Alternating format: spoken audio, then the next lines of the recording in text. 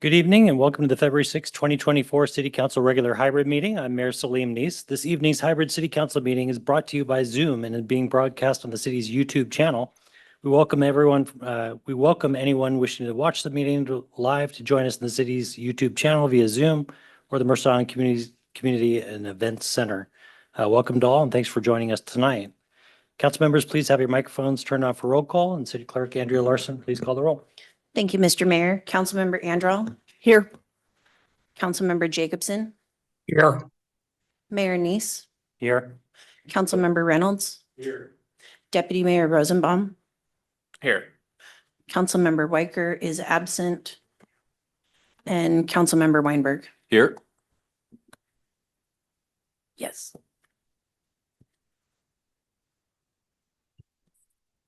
Thank you. We have a quorum present. Next up on the agenda is going to be the Pledge of Allegiance. Council, if you've joined in the council chambers, please stand and face the flag. If you've joined via Zoom, please mute and turn off your video to ensure the U.S. flag is visible. Please join me in reciting the Pledge of Allegiance. I pledge allegiance to the flag of the United States of America and to the republic for which it stands, one nation, under God, indivisible, with liberty and justice for all. Thank you. We now move to approval of tonight's agenda. If there's no questions, may I have a motion to approve the agenda? So moved. Second. Okay, moved by Councilmember Anderall, seconded by Councilmember Reynolds. City Clerk, please call the roll. Thank you, Mr. Mayor. Deputy Mayor Rosenbaum. Aye. Councilmember Weicker is absent. Councilmember Weinberg. Aye. Mayor Neese. Aye. Councilmember Andral. Aye. Councilmember Reynolds. Aye. And Councilmember Jacobson. Aye. Thank you, Mr. Mayor. Motion passes. The agenda is approved. Next up on the agenda, we have special business. Joining us tonight is King County Councilmember Claudia Balducci, who will provide us with some brief updates on King County. Welcome, King County Councilmember Claudia Balducci. Thank you so much, Mayor, Deputy Mayor, council members. Really appreciate the time on your agenda tonight. It's something that I like to do. Used to be about once a year. COVID kind of threw that into chaos, but I hope to be coming back more regularly. Is to just let the cities in District 6 at the King County Council know what we're up to.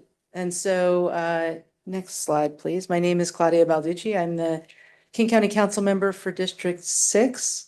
And that includes, could you go ahead? Thanks. The map shows the current configuration of District 6. As you can see, it includes all of Mercer Island, about 2/3 each of Bellevue, Kirkland, Redmond, and all of the Points communities.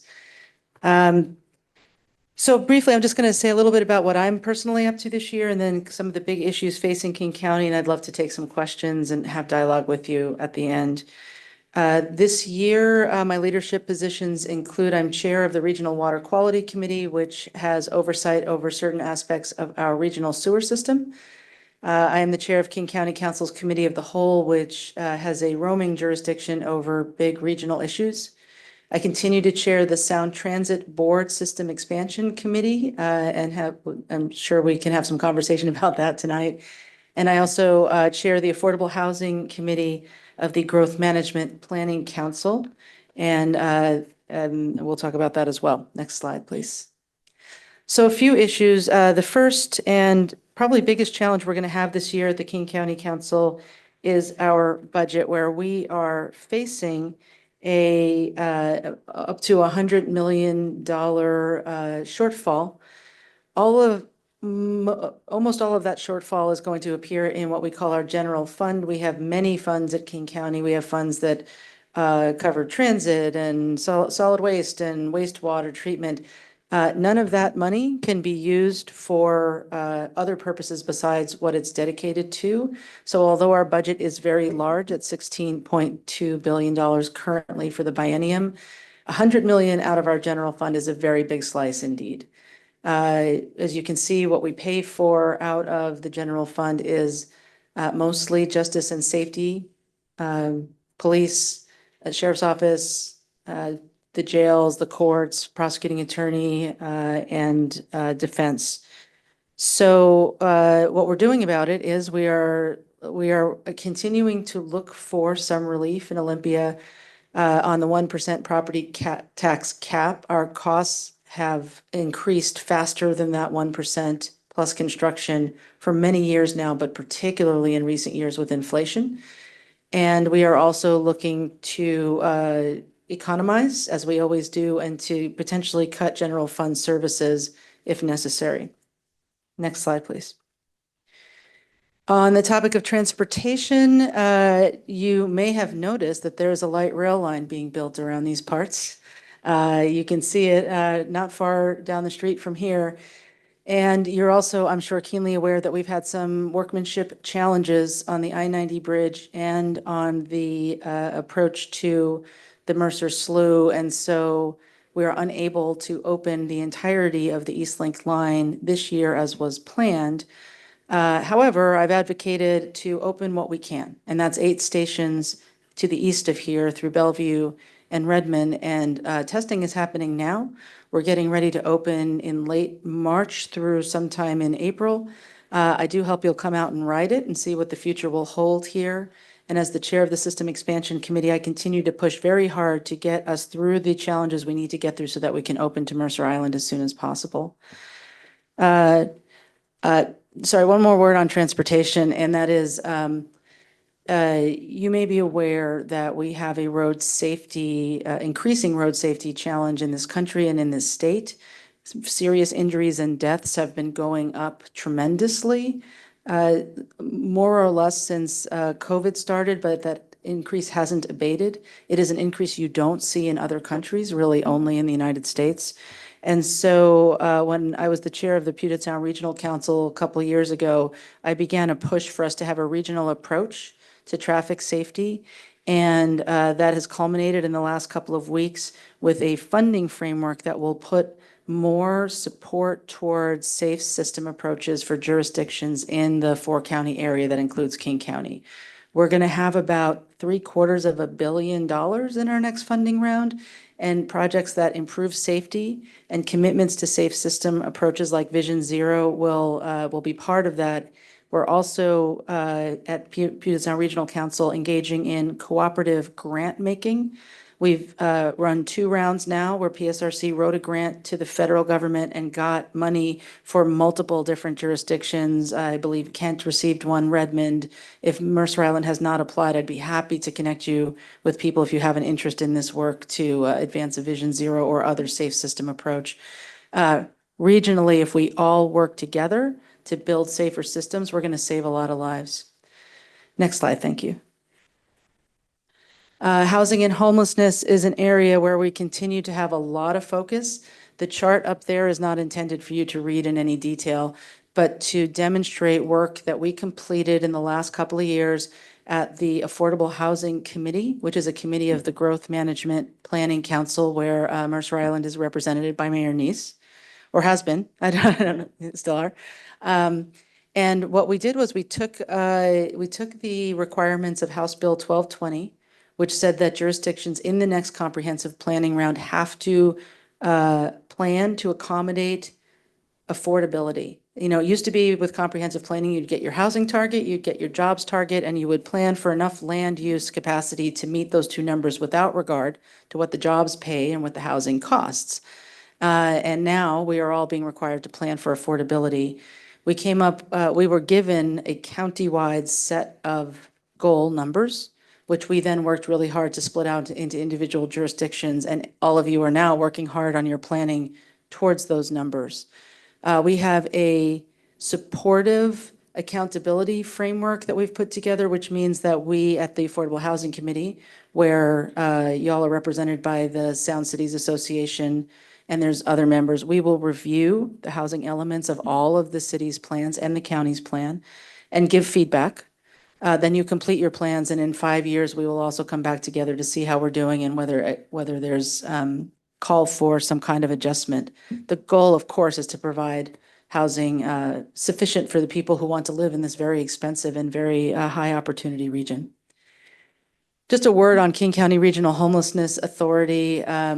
You see some of the activities that are going on. I just want to share that we are continuing to build that organization. There's new leadership coming in. in terms of a new interim director. We need to hire a permanent director, but we've hired a lot of good staff now. There's a really great new finance director. We're getting all of the necessary pieces in place for it to be a very accountable, effective organization. But we still have a lot of work to do, including continuing to collect data, understanding the scope and size of the problem. The point in time count is happening right about now. It may have finally concluded and we should have new data soon. We continue to work on sub-regional planning in hopes of sometime, the idea is this year, to rebid the entire service system. Our homelessness system is provided largely by private nonprofit providers that are paid with government money. And we want to reshape that system into one that is more targeted at the problems that we want to try to solve. That will require a rebid, and we've been working towards that for a while now. Next slide. Thank you. On public safety, I know it's a very important topic, top of mind for your constituents, for my constituents. I hear about this a lot. Some activities at King County this year. There are a lot of individualized efforts and some rather large efforts toward gun violence prevention. This year, the county executive, the mayor of Seattle, and the Sound Cities Association have joined together to create an executive leadership advisory group to help to combine regional efforts and add urgency to the work on gun violence prevention. Your police department should be engaged in that, if not others, and if you need a connection to that effort, I'm happy to provide that. And our prosecuting attorney has really made this a priority, hiring a special deputy prosecuting attorney who does nothing but work on gun violence and gun violence prevention. They collect data on every shot that we know that's fired in the county and print that data once a month, once a quarter on their website. That's where this graphic comes from. And it shows where all the various types of shootings occur. And you can see that there are places where this is a very high volume problem, but it's a problem everywhere. And we need to address all the many ways that violence occurs in our communities, including street violence, domestic violence, and suicide, unfortunately. This year, we will also be working to implement the crisis care center levy that the voters adopted last year. And this is the program that will create 5 drop-off centers where people can be brought when they are in a behavioral health or a mental health crisis and need to go somewhere but don't need to go to jail. The plan is to have 5 of these centers, 4 for adults, 1 for juveniles, in different locations around the county. The implementation plan is with the council right now. We will have our first hearing on it. In fact, I think they had the first hearing on it today, and we'll be working through that. And finally, in this category, I wanted to call out the care and closure report that the county executive just transferred to us recently. Did it get some press? This is the proposal to create a new alternative juvenile criminal justice approach that is intended to basically avoid recidivism. And it's intended to provide more opportunities for young people closer to where they live to get engaged with services, with supports, so that they don't continue to engage in criminal activity and victimization. The main headline from this report, this is the 4th in a series of reports, and it provides some new recommendations. So we are still a ways away from an actual plan. The executive had announced that the juvenile detention facility would close by 2025. I think the headline of this report is that that's not going to happen. In fact, that's been pushed off now to an indeterminate future date. I think the date I've heard the most is sometime in 2028. But the report says that the new programs and system need to be set up before we can close the secure facility. As a former jail director for King County, I'm going to be looking at this very carefully. I don't really know how we do without any secure detention. It seems to me that that is a function that you need to have. But I'm very open to the idea of continuing to do better by our youth, so that, I mean, it's a win-win-win. If you have less crime, less victimization, more successful young adults, everybody does better. Next slide, please. You may have heard after about 20 years of working on it, we finally adopted the Doors, and what's now called the Doors Open Arts, Culture, Science, and Heritage program. And that will raise about $800 million over 7 years. It is a sales tax funded program. And this will have operating support, capital grant opportunities, public school access program, support for new and emerging community-based cultural arts, heritage, and science organizations. The council did one major thing with this program. We require that at least 25% of all of the funds must go to organizations outside of the major cultural hub in Seattle. A lot more than that actually probably will go outside of Seattle, but we wanted to have a guarantee. And I know that there have been arts and culture needs and dreams here on the island, and I'm hoping that this program will be something that you all can look to try to advance those. Next slide, please. Each year, we get the opportunity to make some directed, targeted investments in our communities. I like to list them up here. I will call out that we continue to be able to support the Strom Jewish Community Center. That picture there is from one of my favorite projects. We were an early funder of the Boxing for Parkinson's program. It's been found to be very helpful for people with that degenerative disease to engage in boxing, and it helps to keep them more mobile for longer. So that's just a sampling of some of the grants we've been able to bring to the district this year. Next slide, please. And that's it. There's a lot more I could say, but I want to be mindful of your time, and I'm happy to answer any questions. No, we appreciate that update. So council, I'll open it up to questions. Anybody have any questions for Councilmember Anderall? Hi, thanks for being here. Nice to see you. Was there any root cause analysis that you're aware of on the increasing danger and deaths on the roadway? There has been a lot of study at the national level, and there's been some, we've looked at some of it at the regional level at Puget Sound Regional Council. And the short answer is nobody has a really clear answer, but there are a number of contributing factors that I feel very comfortable saying with the study that we have. It's easy to say, for example, as some used to say at the regional council, people are all just looking at their phones. They're all just distracted, and there's nothing we can do about that. But what we're also finding is basically, in a nutshell, speed kills. When people go too fast for the conditions, they hit people, people die. And a safe system approach that we are encouraging, actually, the fundamental thing that system acknowledges is people are fallible and people drive, and they drive buses, they drive cars.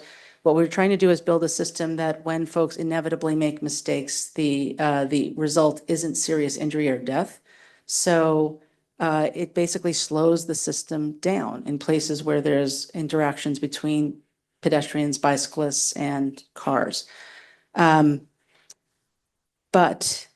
there's been some speculation, and so there's some sense that the increasing size of cars, especially some of the SUVs, are so tall now that they hit people in different parts of the body and therefore cause more damage and more death than smaller cars. That's been challenged, and I think the jury's out on whether that's really a driver. But there's been some great work in the New York Times actually on this that I would recommend to you, and I can send it up later on. A lot of looking into why is this happening here and not in peer countries. Right. Okay, thanks so much. Thank you. Deputy Mayor Rosenbaum. Yeah, thanks. I can attest the cell phone thing. Actually, just this morning, there was someone who went right through a stop sign while on their phone, proceeded to use their phone all the way down Gallagher Hill. Oh my goodness. There was alarming. I don't have any questions. I just want to thank you for being here. It's good to see you in person. I know we've had to do this virtually the last few years, so it's great to see you, and look forward to seeing you again soon. Thank you, Deputy Mayor. Councilmember Reynolds. I'm just thinking about that property tax cap thing and wondering how much difference that makes. Can you tell me how much of the 16 billion is coming from property taxes? Roughly? It's a little under. So we get most of our general fund comes from sales tax and property tax, and then some internal funds. It's about a third.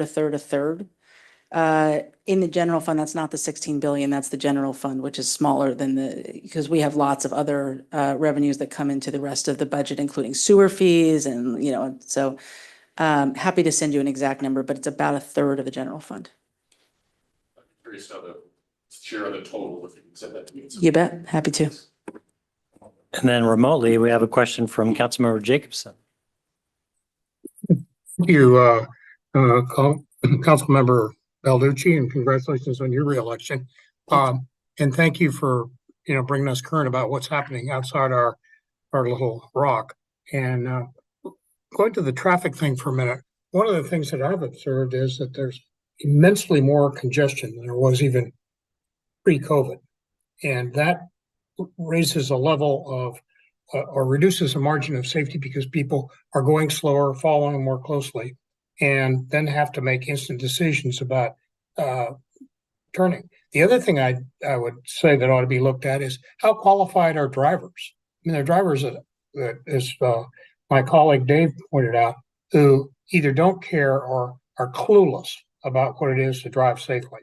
And I've noticed a number of young drivers that are oblivious to a lot of situations, which many of us have to just drive very defensively to avoid. If you're not driving defensively, you're going to get hit in the Puget Sound. But congestion is something that really ought to be looked at because it creates a level of anxiety about driving that's much greater than it used to be. Thank you. I'll take those as input and comments, and I appreciate those. I will just share that I am the mom of a kid who's turning 18 this week and does not yet have a driver's license because of exactly what you're talking about. We're not quite ready yet, but hopefully be very safe when we get there. Thank you, Councilmember. Welcome. I've got a housing question for you. So last session, we had SB 5466. This one, we have HB 2160 TOD bills, right? Around increased height and density around rail and bus rapid transit. Each of these are having debates around affordable housing percentages, incentives, 10% versus 20% for the height bonuses. And we've been lobbying down in Olympia to have those tied to House Bill 1220 targets for jurisdictions. So should the jurisdiction choose, you know better than I, that some jurisdictions have market rate housing goals that are oversized compared to the affordable, and Mercer has affordable oversized to market rate. And so we look at 1220 as being a very dynamic way of ascribing affordable housing targets around TOD because it's jurisdiction dependent. Do you have thoughts on using 1220 targets in that way in a TOD bill? It's a little bit more complicated than it's further in the weeds than I get. I would definitely turn to a planner for but I will say, just as a matter of policy, if there is going to be support for or requirements for TOD, absolutely, it should help with the 1220 targets. I mean, those targets are going to be hard to reach for a lot of jurisdictions, and we shouldn't be requiring more things that don't help with those targets because then that just makes the problem bigger. And as you have pointed out, there's a ceiling here, right? And it's the housing growth target. And if you have to fill that all the way up with affordability, your tools are really limited because you can't do incentive zoning, and then you're getting a bunch of market rate and a little bit of it. So, and I have not been tracking very closely, I have to admit, the TOD bill. I don't know the shape they're in right now, but I'm hoping that what's happening now is that the legislature is working in harmony with what they've told us to do already, instead of constantly giving us new requirements. Yeah, well, yours is an important voice on that. So if you could explain to them that 1220 is the tool that really gets that done. We talked to them about the governor's statement. We need 1 million new homes in Washington over the next 20 years, 50% of which have to be affordable at 50% AMI and below. Yeah. And 1220 is the pathway to that. But TOD bills don't really include that aspect of it. Right. And so it's. And I'll add that 1220 alone isn't going to get us there. We're going to need a whole lot of subsidy. And so, I mean, that's got to come from increased federal low-income housing tax credits. It's going to have to come from state support. It's going to have to come from somewhere. And each little jurisdiction is not going to be able to subsidize the amount of housing that's required. This is kind of what we reap when we have decades and decades of not growing the housing stock as we grew jobs as a region. But we're going to need help. I mean, we're going to need help to get it done. Good legislation. I agree. Well, Thank thank you. you for coming. We Thank you. appreciate the update. Really Welcome appreciate back seeing you. anytime. Okay. And next up on the agenda, we have the city manager's report, which we welcome City Manager Jesse Bond.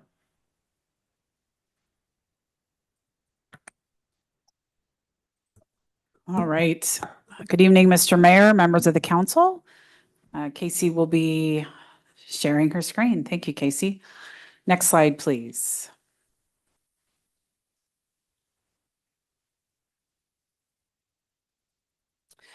Council, let's just take a quick look ahead at our upcoming calendar. Your next hybrid city council meeting is February 20th. And this is a reminder that you also have a council planning session on Friday, March 1st, starting at 9:00 a.m. We will be here in this room, and that's anticipated to be an all-day event. We'll actually be reviewing your agenda for that planning session later this evening. On deck for boards and commissions, we have a joint meeting with the Parks and Recreation Commission and the Planning Commission on February 8th at 6:00. And that's this Thursday. Utility Board meets next week, February 13th at 5:00. All right, we have a lot of updates. I wanted to touch base with you on work items related to the City Hall closure. The police modular units specifically, I know we have all been eagerly awaiting this delivery of the police modular buildings. Council, I'll just remind you that that is we're bringing in 2 units initially and a 3rd unit to follow to house our police department right in the parking lot of City Hall. We plan to take delivery of those buildings by the end of this month. There's a whole bunch going on behind the scenes. I originally had it all on the slide and I took it all out. So just know we've got permitting issues, coordination issues, all being worked on by staff and our consultants right now. We'll have you all come on out and visit the new facilities, new temporary facilities when they're available. At City Hall itself, we're continuing to work on shutting down the building. Although the building's closed, we're focusing right now on our paper records. So staff teams are spending about 1 day a week, or as time allows, packing up records, scanning records, really making a dent in many decades of records we had housed there. So thank you to them for that. This room, we continue to make adjustments. You'll notice we've mounted the TVs on the wall now to give us a little more space. We've put drape behind Andrea and myself, and we're going to continue to make adjustments as we get used to the new space. So I'll just remind everyone, whether you're a council member, staff, or listening to the meeting at home, if there's anything we can do to improve our presentation or delivery from this space, we welcome the feedback. Next slide. Update on the park zoning work. And council, I've sent some similar information to you, but I wanted to share it here again. Zooming out for a moment, as you are aware, we are working on our update to the comprehensive plan. This is the periodic update required by Washington State and the Growth Management Act. We anticipate completing that work this year. Council, you directed us to add to the work item a development of a new park zone. This was something you included in a resolution a couple years ago. We released the preliminary draft of the new park zone last month, January 4th to the Parks Commission, January 24th to the Planning Commission. We got a lot of feedback, and there's some concerns, challenges, opportunities to make some revisions. So I made the decision to stop the legislative review process and take the draft park zone to the Parks Commission, where they will be working over the next couple of months on a revised code and a recommendation to go back to the Planning Commission with the pros plan as the policy backdrop to that recommendation. I am leading that effort, so that will be we'll be kicking that off, the new process this Thursday. And the Parks and Rec Commission will then hold their first work session on the park zone on Thursday, March 7th. All right, turning to capital projects, wanted to let you know that work is progressing at the Island Crest Park athletic fields. We're replacing the north field infield turf, so you can see some pictures there. Everything is going really well. We are on track and should be ready to go by the end of this month, just in time for our spring sports season. So thanks to everyone that has been pushing the gas pedal down literally to get this project done. Next slide, please. Also, that is a picture inside one of our reservoir tanks. I was going to ask Jason Kittner if he'd let you all tour the inside. I'm not sure if he'll say yes to that, but if you're interested, we'll see if we can make it happen. Yes, Craig waved his hand. Okay. So work is progressing on the water reservoirs, and we've got our stairways, roof railings, and rain gutter systems are now complete on both of the tanks. We've been sandblasting the north tank, and we've also transitioned to paint preparation. So the project is expected to continue through this year and will be completed by May of 2025. Next slide, please. We have a new crosswalk going in. We wanted to alert you, and I'm sorry I don't have a map on the screen to show you exactly where this is, but this is the 4800 block of West Mercer Way. And we'll be we have a lot of pedestrians crossing in this area to access the stairs that you can see kind of in the backdrop of that photo, which is not safe. So we are putting in a marked crosswalk at this location. That work will be happening sometime over the next 2 months. It is weather dependent, so we're looking to Mother Nature to give us some dry weather so we can put that new crosswalk in. Next slide, please. Sewer project update, and I'm not going to read everything on this slide, but just important to remind you that King County is continuing to work on the North Mercer Enetized Sewer Upgrade Project, and we have work that will be happening on Mercer Island, so we wanted to call out that the boat launch will be closed February 9th, 10th, 17th, and 24th for that sewer project.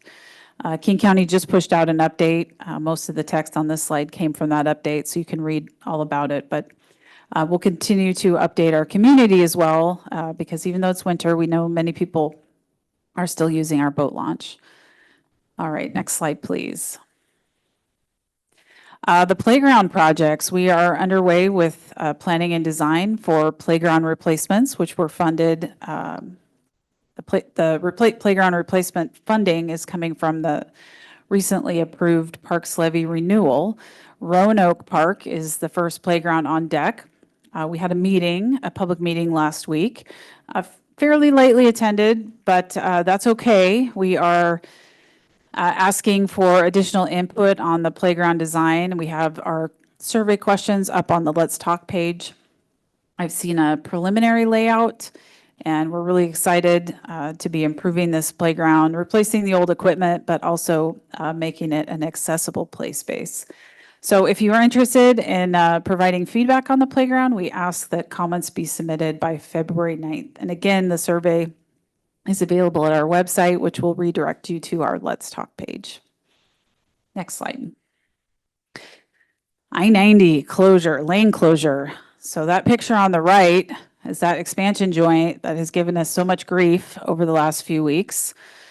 We wanted to show you what it actually looks like close up. So as you know, we have the far right lane, I shouldn't say we, WashDOT, has closed the far right lane on eastbound I-90 due to a failing expansion joint. What we have been meeting with WashDOT almost weekly since the closure, sometimes a couple times a week. They are planning now to restripe and realign the lanes. That work is underway. We don't have the dates yet that work will happen. They too need some dry days to schedule that work. We're hoping we get that series of dry days on a weekend in February. So in the meantime, WashDOT has continued to adapt and make some changes on I-90, which has helped with the traffic impacts on Mercer Island. And it's going okay. So we'll keep you posted as soon as we find out when that lane restriping is scheduled for. Next slide, please. The legislative session. I will tell you it's been a busy session, even though it's a short session this year. Last Monday, I joined Mayor Neese, Deputy Mayor Rosenbaum, and some of our staff. We visited Olympia, had a chance to meet with our legislative delegation from the 41st, productive meetings. got to meet with our lobbyists, and it was a good trip overall. That's not all, though. Almost every day we have something happening related to the legislative session, and I do want to take a moment to acknowledge Mayor Neese. He is putting in just a ton of time right now, testifying at committees and meeting with legislators. And of course, we have a strong partnership with the Association of Washington Cities as well, and we are meeting with them as well. So thank you to Mayor Neese. Deputy Mayor Rosenbaum also tags in, especially on our weekly calls, and has been supporting us in other ways. So where we are at the midpoint of our 60-day session. We just passed 2 critical bill cutoff deadlines. The bills will now be passing off the respective floors and moving to the other house.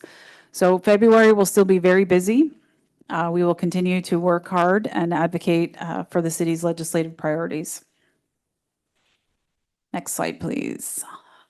A few upcoming events, and council, this just landed in your inbox again. So a reminder that this weekend is the Lunar New Year celebration at the Community Center.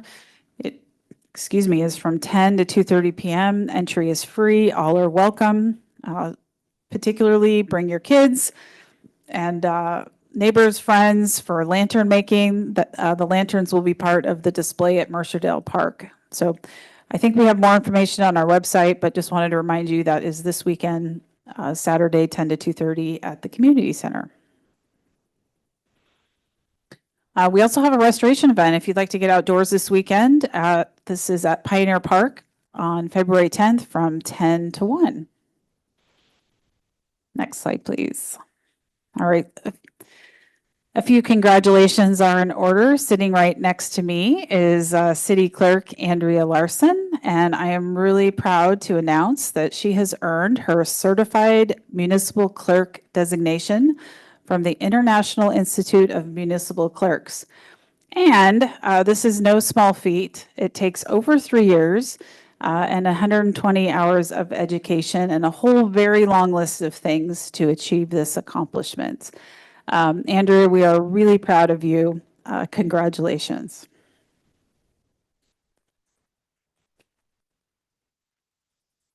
All right, one more shout out. The Mercer Island Youth and Family Services Foundation. Early in 2023, we had an idea that we were going to need additional funding for our emergency assistance food pantry program, and we engaged with them, and they said, yes, we will help. They are amazing and do that for us all the time. Last year, our food pantry expenditures exceeded $200,000, and the YFS Foundation stepped up and covered $115,000 of that. That is also thanks to our wonderful community and our donors that made that happen. So we wanted to say thank you. Council, make you aware of this generous contribution.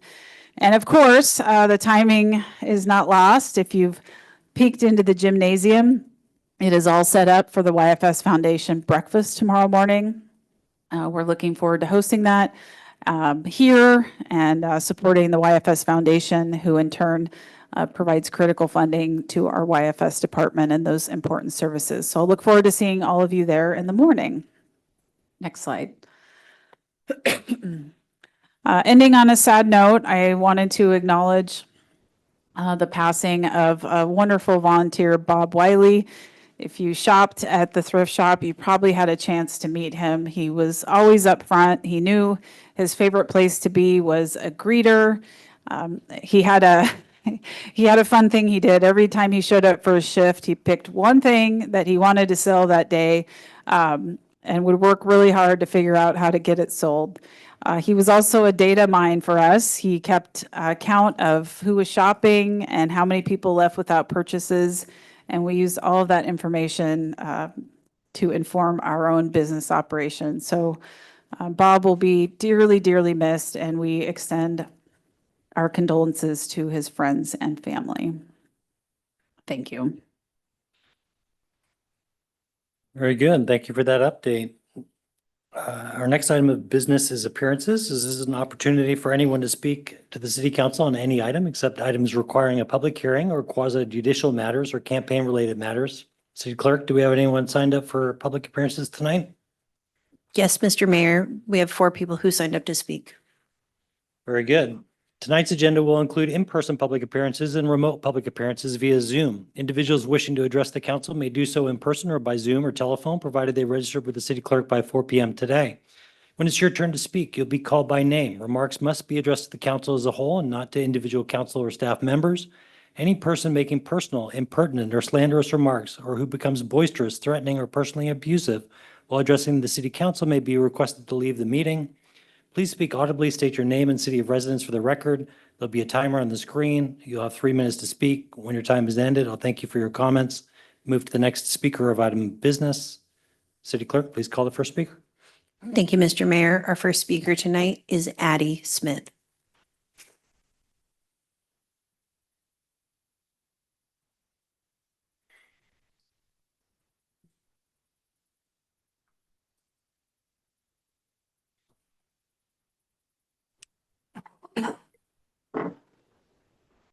Can everyone hear me? Welcome. My name is Addie Smith. Today is February 6, 2024. I am speaking before the Mercer Island City Council in Mercer Island, Washington, and King County Councilmember Claudia Balducci. In 2019, I wrote letters and emails to all of these Mercer Island City Council members and the mayor, all of them, including the one absent today, ignored my pleas for help to stop the racist attacks, threats, stalking, and harassment by white racists living in Hadley apartments.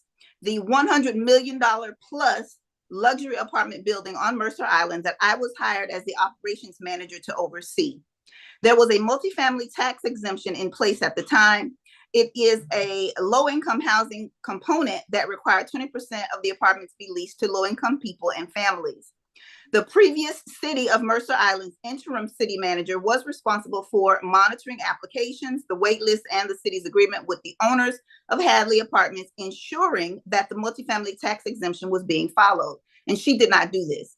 Because of the negligence of the city of Mercer Island's interim city manager at that time, my former employers allowed people who did not qualify for low-income housing to live in those low-income units.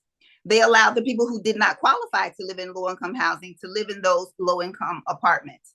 They allowed wealthy whites to live in those apartments, and this violated local, state, and federal housing laws. This is one of the reasons Mercer Island City Council voted to terminate the MFTE, Multifamily Tax Exemption Program. They were dishonest about the need for this program. When I was hired, I refused to aid and abet in violating the law. A white woman who wanted me to violate the law, as my predecessors had done for her friends, got angry with me because I wouldn't do it for her. And she began recruiting other whites in the building to attack, threaten, harass, and stalk my child and I. One of those racists is a convicted felon for trafficking. When she attacked me in November 2019, the Mercer Island police arrested me after I defended myself from certainly death because she had a gun.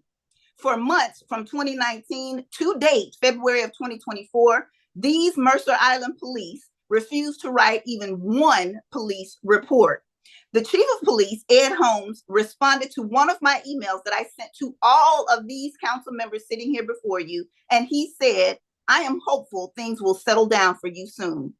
Mercer Island City Council, these people sitting here, are not protecting that felon and that racist who attacked me that November day of 2019.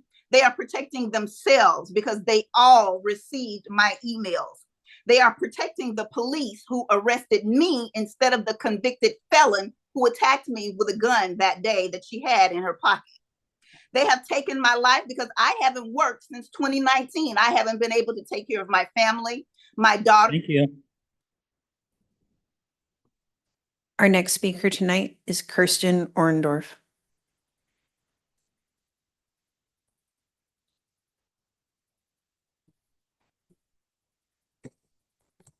Good evening. Sorry, my voice is a Welcome. little scratchy. I'm Kristen Orndorff. I've been a Mercer Island resident for over 30 years. As you know, the Mercer Island Country Club's code amendment for the tennis bubble was placed on the 2024 docket. Yesterday, we met with staff from the city attorney's office and CPD to discuss the project. We were informed that the city will not start work on our code amendment for a minimum of 18 to 24 months. Our reaction is that we are no longer on a constructive path forward with the city. Another 2-year project delay translates to over 100,000 hours of lost exercise for Islander tennis players. This is on top of the 2 years and 100,000 hours we've already lost because the city did not inform us prior to the 2022 docket window closing that variances were no longer supported by the city. We understand that the state has put a lot of obligations on city resources. However, Islanders expect a reasonable level of service from our government in addition to complying with state legislative mandates. So why should our city's elected officials support bringing back the bubble in 2024? Our project meets all 4 council priorities adopted for the 2023-2024 work plan. Our project is very different from the other projects under consideration. It is sustainable. We are increasing efficiency of existing courts. We are 100% privately funded. We are helping kids that the city cannot help. We are supporting the school district by supporting their athletes. We are not building any new permanent structures in the residential zone. We are not building any new courts that would increase impervious surface. We are not creating light pollution. We are not removing trees. We are not adding new members or new traffic. We have proactively communicated with all of our residential neighbors within 300 feet, and not a single one opposes the bubble. We will alleviate the sports and recreational burden on our new park zone. Our code amendment is not site-specific. It creates a framework for temporary uses and structures that will broadly serve Islanders, including restaurants, preschools, and the farmers market, helping interests beyond the Mercer Island Country Club. Mercer Island Country Club represents over 3,000 residents. We know our city council supports these citizens based on voting in May and December, but we need this support to translate into action for our membership to know that our government is working with us. The city has received an unprecedented number of emails supporting our code amendment and asking for this work to be prioritized. Hundreds upon hundreds of emails, more emails than most, if not all, other recent issues have been sent. Thank you. Our next speaker is Dan Nordell.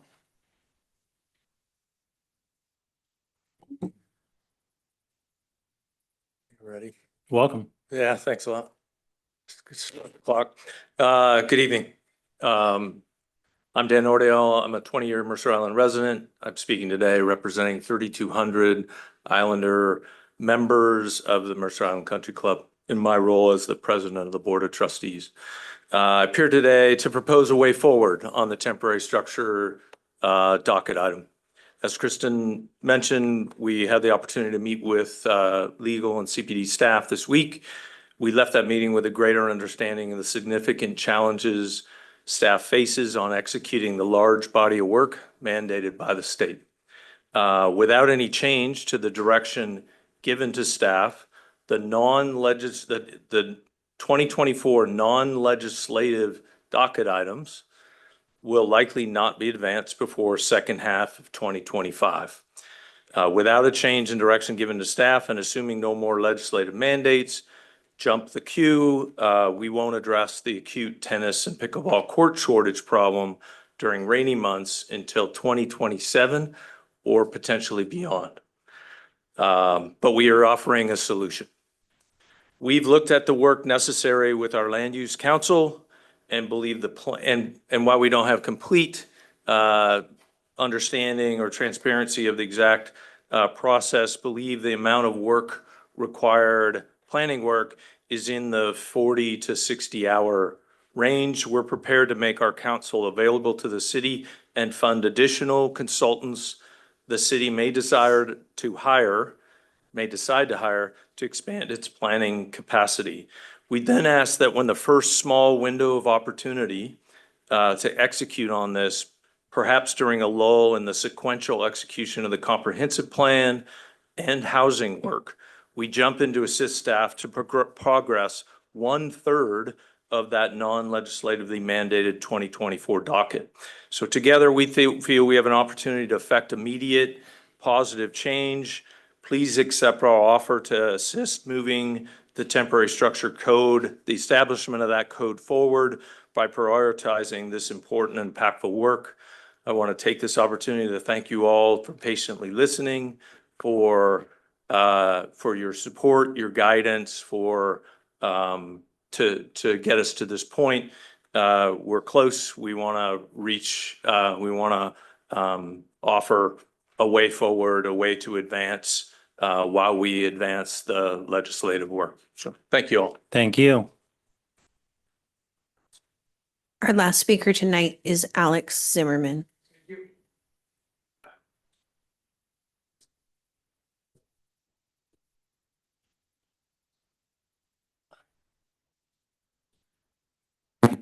Hi, my name is Alex Zimmerman and I'm president of Stand Up America. I want to speak right now about something what is I see like new era in America about government anti-Semitism. And I give you detail right now because I'm professional. I know what it is mean. Yeah, I know. I have this experience before. My parents have a German Nazi. Yeah, so situation very simple right now. This come from District 6 under supervision or Consul Balducci. What's happened? She, together with another Bellevue consul, you know what this mean? Want elect Iranian Muslim Mohammed Mulakatian for consul. They did this. It's okay with me, you know what this mean? I'm candidate too, no problem. But what has happened next step is very interesting. They start bring him to deputy mayor, man who only come right now, who have a huge complication. You know what is mean with political, what is we have right now in America, and Jew involved with this too. They make him a deputy mayor. Why? Why they make him deputy mayor? It's a question right now. Why? Because they hate Jew. So right now, situation, what is we have with Bellevue is a beginning of anti-Semitism, government anti-Semitism, because they approve him a deputy mayor, and I never see like this before for 40 years. So newcomer, you know what this means, not matter where, Iranian is number one enemy of Jewish Americans, is no problem, make him a deputy. Why? For one particular reason. Because they want to show everybody right now, so we have a problem with Jew. It's anti-Semitism, but right now you can qualify like a government anti-Semitism. This is exactly will be spread right now in all America, because when they come to one location, you know what it means, we'll go to another location, in another location. Anti-Semitism is come from million people, from billion people. It's go for 5,000 years. So when somebody show, so you can bring deputy mayor, first time elected from Iranian Muslim country, you know what this means. It's a classic example. I cannot explain to you everything because this election in this approving of deputy mayors have another restriction, you know what has been. I will do in this net meeting to you because it's a reflection right now to big problem what is we have. If we have war with Iran, you know what is mean. By definition, they not only anti-Semites, they are criminal. They support us enemy. It's exactly what's happened. Is this beginning what is we need stopping now? Because tomorrow, next week, next month. Thank you. There are no further speakers tonight, Mr. Mayor. Very well.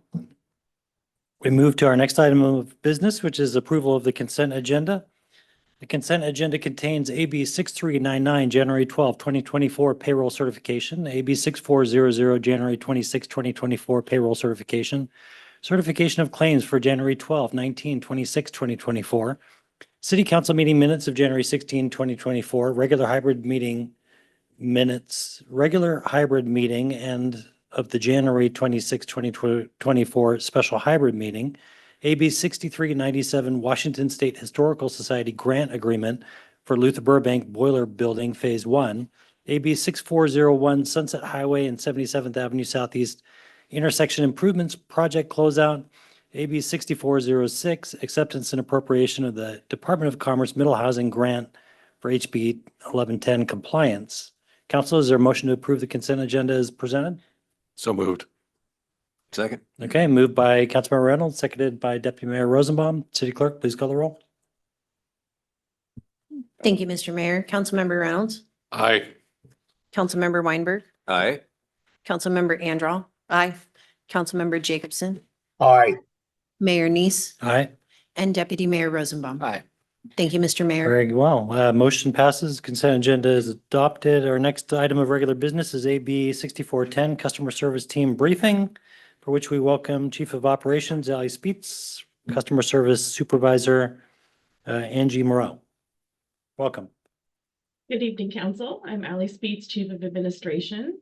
And tonight we are here to brief you on our customer service team. So I will introduce you to Angie Moreau, our customer service team supervisor, and we'll walk you through a short presentation. Good evening, Council. I am Angie Moreau, as Ali mentioned, customer service supervisor for the City of Mercer Island. I'm here this evening to present an overview of our team's function. And Ali will be my amazing slideshow assistant. All right. In April 2020, in response to the COVID-19 pandemic, a call center was created as part of our Emergency Operations Center to provide citywide customer service to residents and constituents in the ever-changing landscape that was happening at that time. In September 2020, staff presented the proposal to create a customer service team during an overview of the staffing changes that were outlined in the 2021-2022 biennial budget. With the adoption of that budget, the City Council made the change permanent, and effective January 2021, the customer service team became a part of the administrative services team. Our centralized team provides a one-stop shopping experience for customers and relieves multiple staff teams from working on the same request. Change slides, please. Here we are, our tiny team of 3, or rather 2.5 full-time employees, with one of our teammates that we share with utility billing for half of her time. We have a combined 7.5 years of service with the City of Mercer Island, and all of us came from customer service backgrounds in the private sector. Our varied work experience provides us the opportunity to draw best practices from other organizations and see if it will help us to implement efficiencies within our new department. I really couldn't be prouder of the dedication and spirit of service that our team has. What we do? We answer phones, we manage emails, we provide departmental administrative support and event support. Now, while I don't have a separate slide for event support, this photo is an example of our team participating in summer celebration. We do love a good staff gathering, so we can frequently be found helping to set up and clean up at staff meetings as well. Next slide, please. Phone management. This is the primary use of our time. We answer most departments' main phone numbers and troubleshoot the caller's needs. We are able to answer most questions or direct them to the information they need that is on our city website or to a specific staff member. We set up service requests for any public works related issues that callers may report. We check backflow test compliance. We provide permit application first steps, just to name a few of the things we do. Basically, if you've reached our team, we're going to help out with whatever you need. Our team regularly meets to talk about trends in call topics. Based on these trends, we invite other teams to join us for a meeting to discuss those topics and provide us with training and resources that we can provide directly to callers. For example, if we notice an uptick in callers asking about keeping chickens in their backyard, for example, we will have a meeting with the planners to understand the codes surrounding this topic. Fun fact, this was a frequently asked question at the beginning of the pandemic. Next slide, Ellie. Emails. Our team manages any email that comes in via the Contact the City link or directly to the customer service inbox. Again, if we can't answer it, we will either gather the answer and reply, or we'll forward it on to the appropriate staff. Additionally, we have access to and can help cover the permit services and parks inbox if they have a staffing shortage. Next slide, please. Departmental support. When we aren't actively answering calls or emails, we support other departments with any administrative tasks that aren't going to be time sensitive. Examples will include scanning documents for archive retention. We have already completed projects for CPD, HR, and are currently working through water service cards for finance. Trang is about halfway through the project and has already spent 52 hours scanning 7 boxes of single sheet records between phone calls. She is quite a trooper. If CPD or Public Works are having a particularly large mailing project, we are able to help them with the printing and assembly of that mailing. This many hands approach will help to get staff back to their other work faster.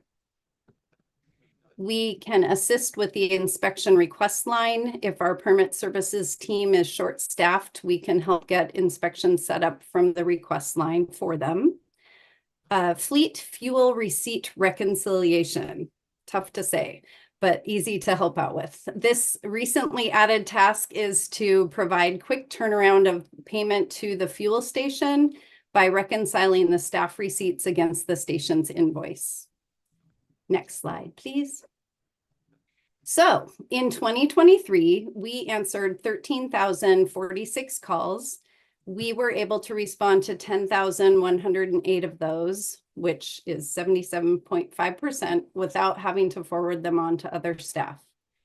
447 emails came in, and we responded to 365 of those, or 81.7%, without having to forward them on to staff.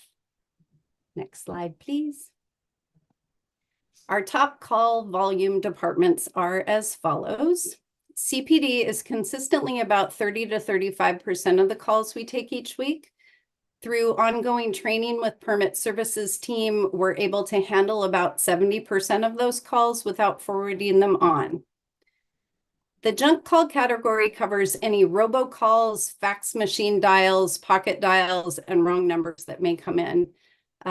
Interestingly, we get a bunch of callers who have transposed the number for their Pacific medical provider, and the numbers, our 236 number is similar to their prefix. So we're always very happy to get those folks directed back to PacMed. Public Works, these calls are primarily residents calling in to report an issue or following up on a service request. Potholes, downed signs, tree branches in the roadway, snow response, those are that type of call.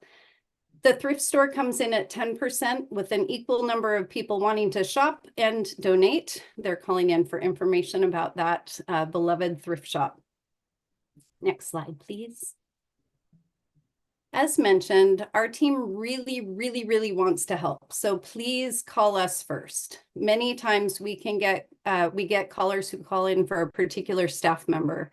However, after a few questions, we discover that we can help them right away, or we can get them to a different staff member who might be a better resource for them than the person they initially thought to ask for. We also get a number of calls for services the city doesn't offer or oversee. Driver's licenses, passport services, marriage licenses, maintenance on I-90 are a few of those examples. We will do our best to guide callers to the correct resources for these types of calls, but we really wish they would have been able to cut down on their wait time by getting to those correct agencies in the first place. And lastly, I would love for our residents to know how much our staff cares and wants to help them, which leads to my next slide. Please, our invitation to contact us for any questions or concerns that you might have. We'll do our best to get you the answer or assist in pointing you in the right direction. We staff those phones and email Monday through Friday from 8:30 a.m. to 5 p.m.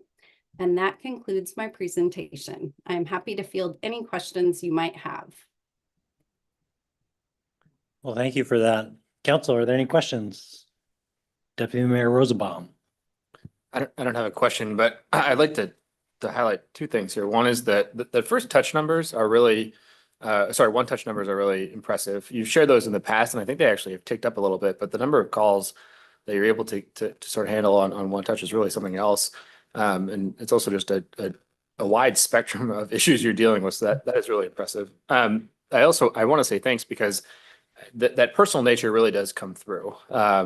I've spoken with friends and family members and strangers that have been very surprised when they call the city and I got a real person. Well, what'd you expect? But I said, I think you probably talked to Angie, but and I think that comes through, and it's a phenomenal customer service experience for the city and for the residents. And I just think it helps folks out that are often confused about where to go. And I think it puts them on the right path, despite, what they see as sort of a challenging process. And I think they're pleasantly surprised when they get someone to really help them out. So if they don't say thank you enough, we'll all say thank you from here. But I am always just so appreciative when we hear those kind of stories from the community.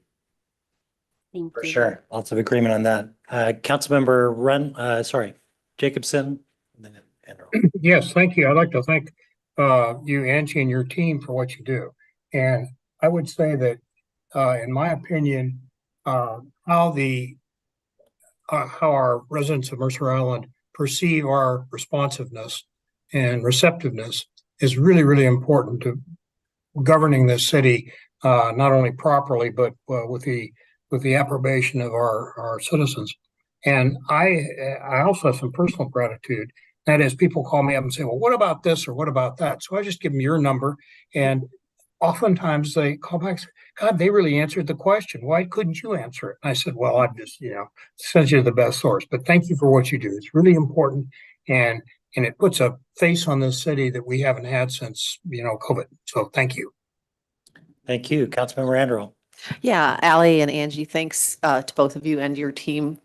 The 13,000 calls just blew my mind. I couldn't believe it. I mean, I've been sending people to see Click Fix online, but now I kind of want to give them your number. No, I mean, when the See Click Fix works, it works great. But if they don't know exactly what to do, you are a great resource. And the amount of work that you offload of the specific departments is, allowing them to continue processing permits and doing right-of-way work and everything else is just really phenomenal. So we're very grateful. Thank you. Our pleasure. Thank you. And I want to just quickly ask about See Click Fix. When should somebody call versus using an app like that? Do you have any advice for folks at home that could do either?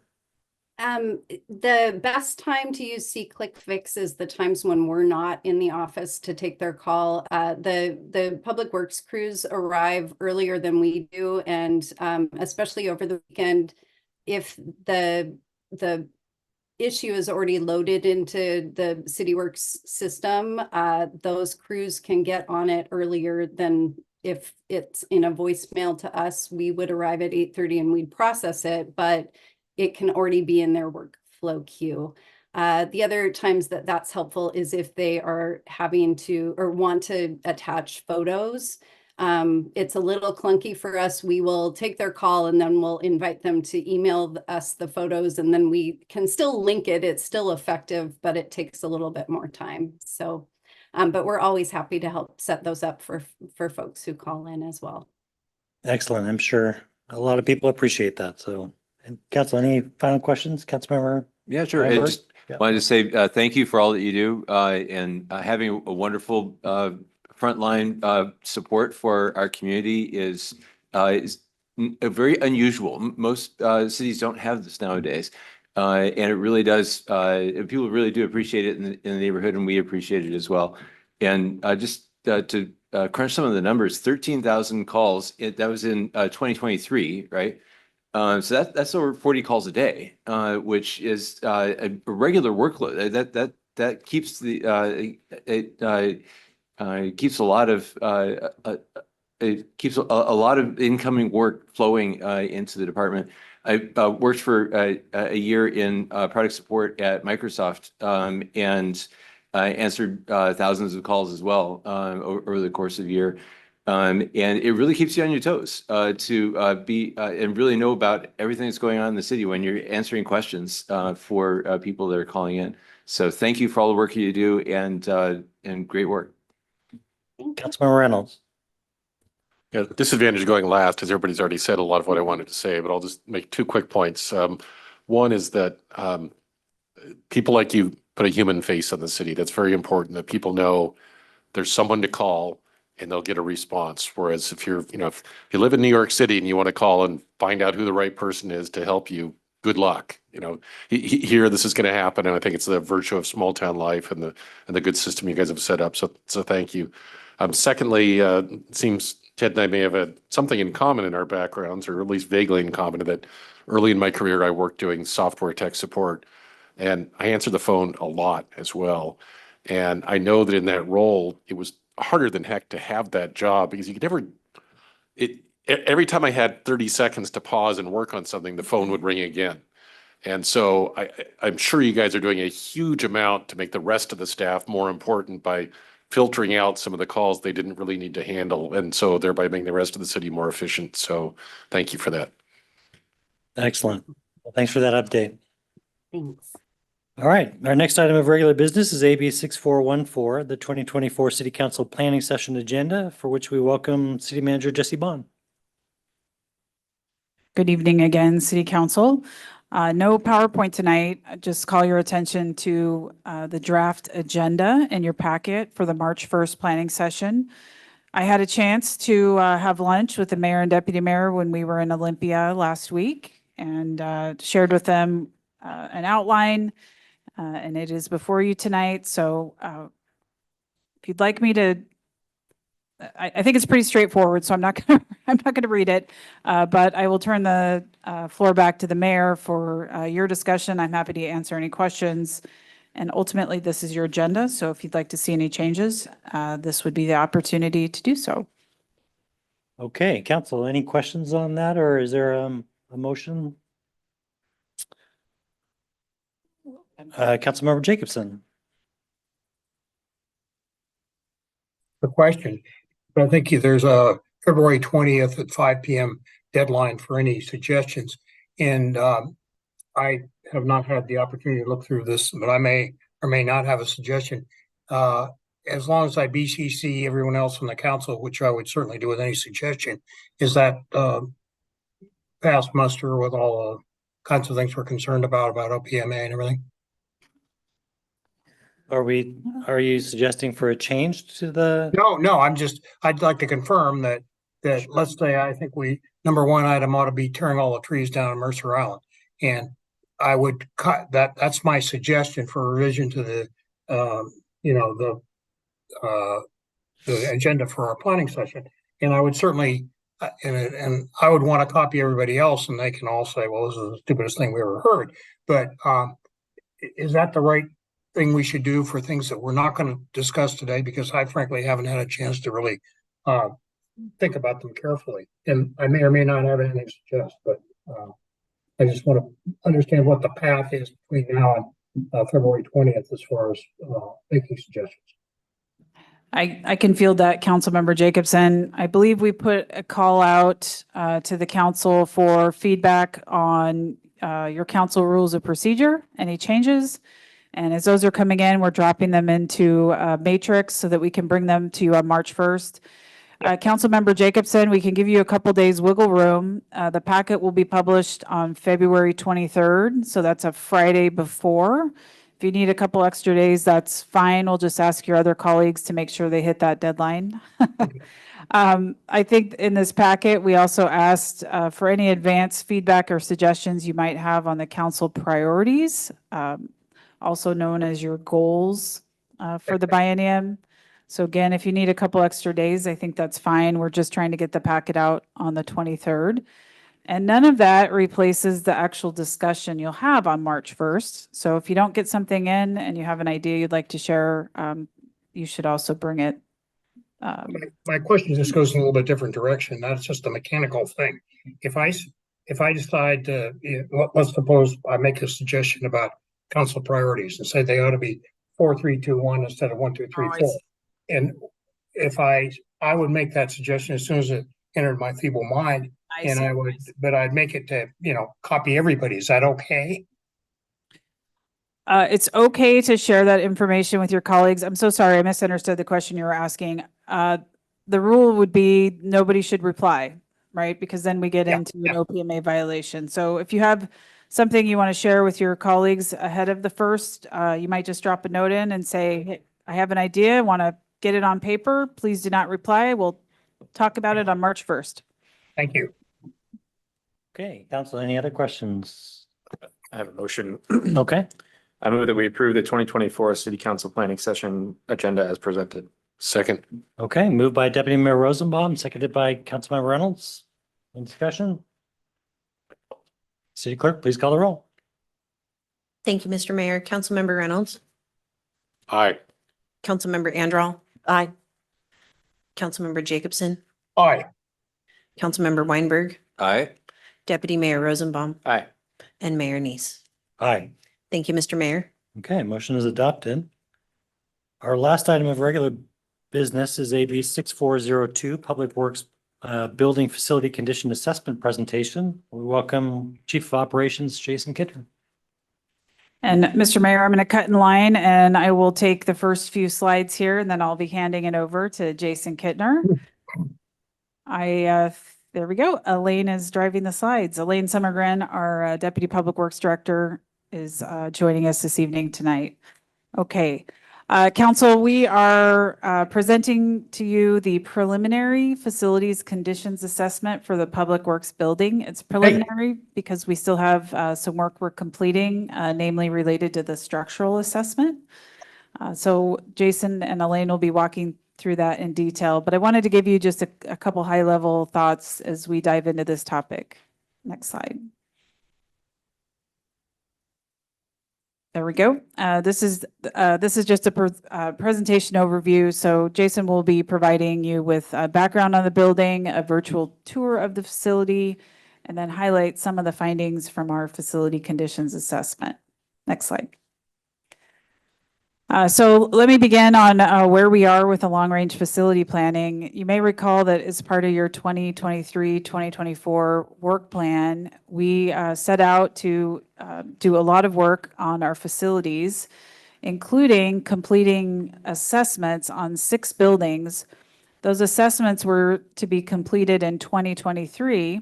And then this year, we were planning to turn our attention to developing a long-range plan that would really highlight the replacement and repair strategy for those buildings. The facilities conditions assessment, the term we use is just a description of a process where we inventory and we're evaluating our buildings, their conditions, and using that to help make decisions. Next slide. As we are all aware, that work was interrupted with the very unexpected closure of City Hall. And so what happened in 2023 is I had to redirect the resources of both our staff and consultants to address the City Hall closure. That included first studying the building and the issue we encountered with the asbestos and the HVAC ducts. Once we realized it was not going to be reasonably repairable or abatable, we turned our attention to transitioning staff teams and rehousing them. So that paused all of the facilities conditions assessment work, and of course it completely scrapped the assessment work we had planned for City Hall. So this fall, I asked the teams to pick back up the assessment work on the Public Works building specifically, because we know enough about our buildings. Although we have a number of aging structures that need attention, it's really City Hall and Public Works building that are in the most serious concerning condition. And I wanted that work done so that we could begin planning for the replacement. So that is how the work shifted. Those facility conditions assessments that are on our list for the buildings that I just showed on the screen prior and the 2 fire stations, that work will still be done. We're going to slow it down a little bit and hopefully have that work completed by the end of 2026. In the meantime, we're presenting to you tonight the findings from the Public Works building. Next slide. So here's the punchline. We knew already, even absent the assessment, that the Public Works building is at the end of its useful life. And I am recommending that we prioritize the replacement of this building and align that work with the replacement work we'll be doing for City Hall. It's just more efficient to do both buildings at the same time. And we'll be picking that discussion up at our March 1st planning session. The thing I need to mention, and at the risk of stating the obvious, is we don't have a building to fall back on, right? City Hall's already closed. And so the next piece of our work, which isn't done yet, but we've highlighted some of the items, is we need to keep this building going while we work on the replacement strategy. And there will be some things that we need to invest in. So I'll turn the floor back to Jason. I just wanted to do the intro and explain what's happened with the work plan and where we are and where we think we're headed. Jason? Thank you, Jesse. So we're going to take you on a virtual tour of our building because what better way to see the building than with pictures, lots and lots of pictures. So with that, just some background on the Public Works building. It's located directly south of City Hall. It sits on just under a 10-acre parcel, and it's currently zoned as residential. It operates under a conditional use permit that was issued in 1979, and it currently serves our Public Works operational teams, our mechanic shop and warehouse.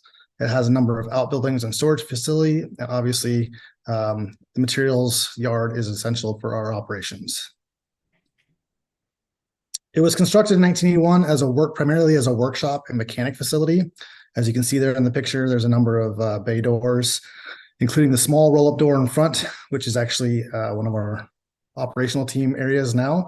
The building is just over 15,000 square feet. And as I mentioned before, it houses our public operations, administration, and engineering teams. In total, just over 64 FTE and LTE equivalent staff are housed there. And then anywhere from 15 to 20 seasonal employees are also use this facility on a regular basis. Over the years, the building's been significantly repurposed as our operations have changed and grown and expanded over the last 4 decades. The building has 3 main entrances. The picture on the left is the primary sort of main entrance. This is where you would access the building if you're coming from the parking lot at City Hall. We have a secondary sort of call it a back entrance or side entrance, where that is the middle picture, which is the access to our warehouse facility and the parks maintenance area. And then we have an upper level, the second level of the Public Works administration and engineering space is actually up behind the building, and it has a separate upper level entry, which is the picture on the right. Moving back downstairs, though, the area is sort of fragmented by divisional teams. The first space is the utility workspace. It sits on one side of the mechanics bay. It's just under 1,000 square feet and houses 18 full-time staff, including the manager and our water and sewer teams. On the right, it is also home to our SCADA monitoring room. SCADA is our supervisory control and data acquisition. This is our alarm and monitoring system for our sewer and water systems. I will say the picture on the right will change over time as we finalize our SCADA project that we've been working on the capital side with. We're going to a web-based platform and will be housed elsewhere. But for now, it houses our SCADA system as well. Just next door to the utility space, actually it's connected on the back side of the room, sits our right-of-way and stormwater team workspace. This is approximately 800 square feet and is home to 10 full-time staff, including the manager, the right-of-way team, and the stormwater team. As you can see in that picture, that's the picture looking out at the main entrance where one of those old roll-up doors for the mechanic and workshop facility still exists. And then we have our parks operations facility or room, which is on the opposite side of the mechanic shop.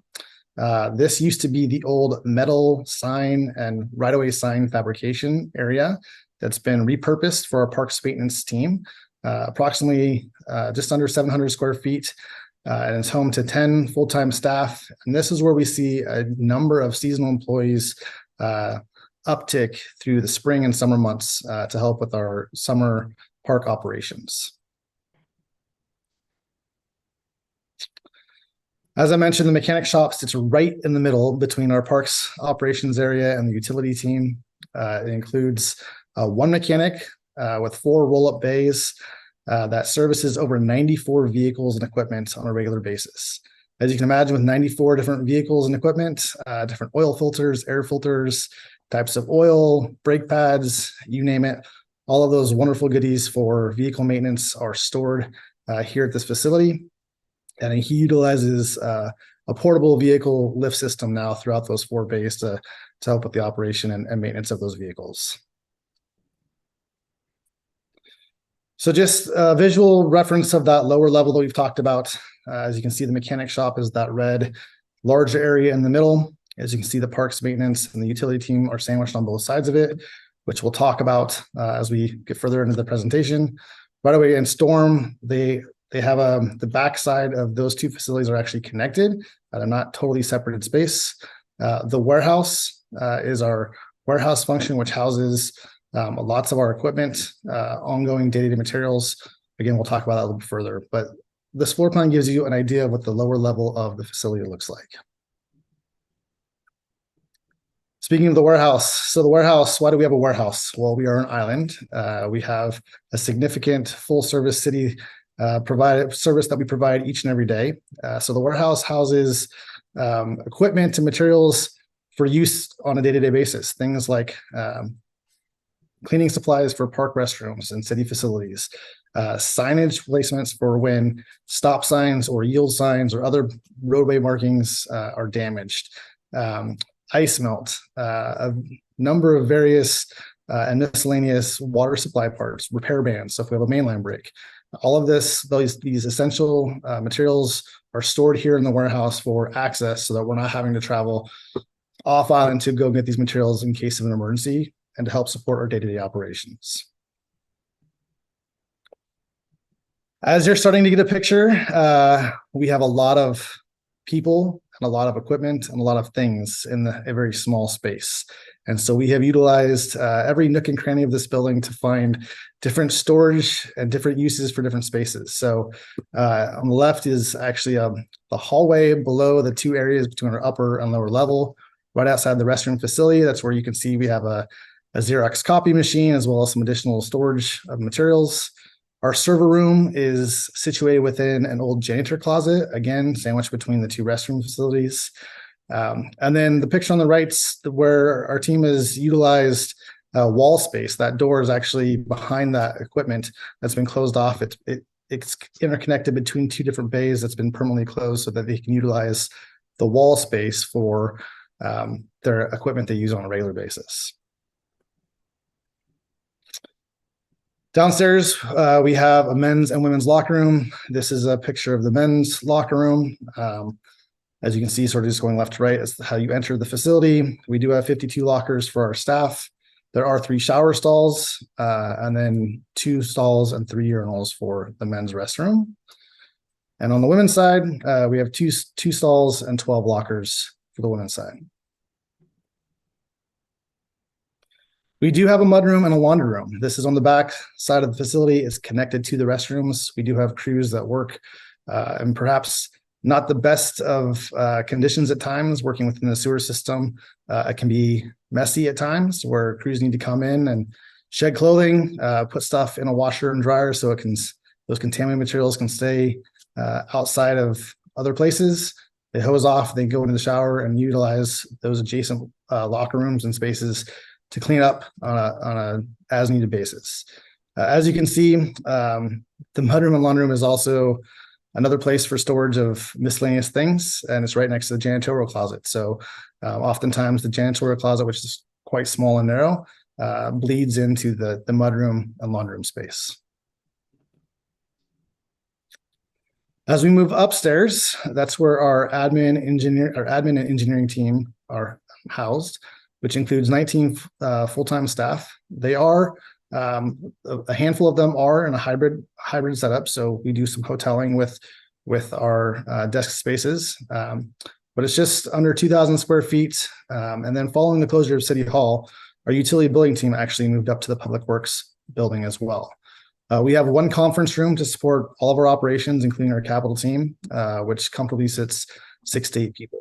Prior to the closure of City Hall, we'd often utilize other conference rooms within the City Hall facility to help with some of our conflicting meeting times. Again, here's a picture without too many staff in there, but on the left is just a sort of a general overview of the administrative space. We do have one full kitchenette for the entire building. That does support our teams often when our weather turns dire, when snow is predicted. We go to a 24/7 operation, and our crews need a space to recoup, rehydrate, and refuel with food. So we do have one kitchen space that supports the operations for the team. Around the facility, we have a number of spaces around the yard that house our vehicle and equipment. As you can see here in the picture, we have a couple of backhoes and some of our larger equipment, like the dump trucks, the vectors, the hydro excavators. Those vehicles are actually too large for the buildings that were there, and they can't be parked inside or undercover. During inclement weather, when the temperature drops down below freezing at night, we utilize our mechanics bay and pull those hydro excavators and vector trucks into the mechanics bay so that they don't freeze, because they do have water tanks on them that are filled. So when our team has to respond to emergency, we're not trying to thaw out the truck. But around the rest of the facility, we don't have adequate covered space for this type of equipment. And as we'll see here in the next few slides, we really don't have a lot of covered space, period, to cover our equipment. We're really trying to utilize every space possible to store the different types of equipment for the different applications. Each team has a specific area that they utilize for their space of storage, their storage space for specific items. On the left is the right-of-way area. As you can see, some of the snow plows, the sweeper truck is in the back, and then one of the flatbeds that they use for hauling materials. And on the right is a picture of some of the park's maintenance equipment that's housed at the site as well.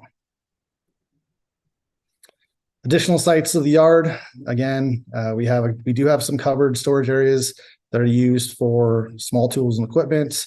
Again, it's specific by division, but as you can see, it's pretty well maxed out and used. Every nook and cranny has got a home. I will say in the picture in the upper right, there's a fenced caged area off. That's a space dedicated for any police needs.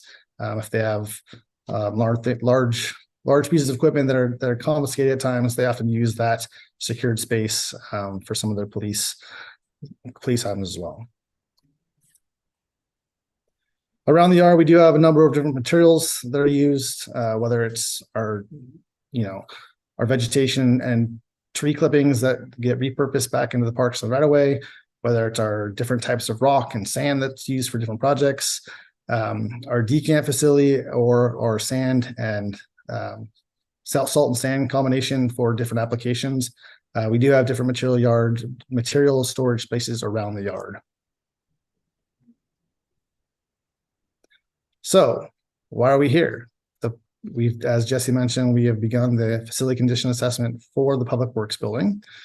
And the primary driver for that was actually with the picture here, what you see is the covered roof. This is a green roof above the warehouse facility.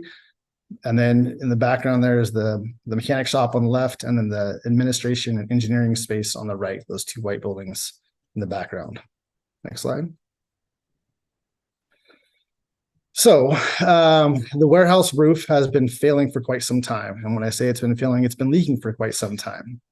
The membrane has been compromised, as well as the flat roofs over both the mechanic shop and the admin and engineering spaces don't adequately drain, resulting in standing water and quite a big challenge for us to deal with.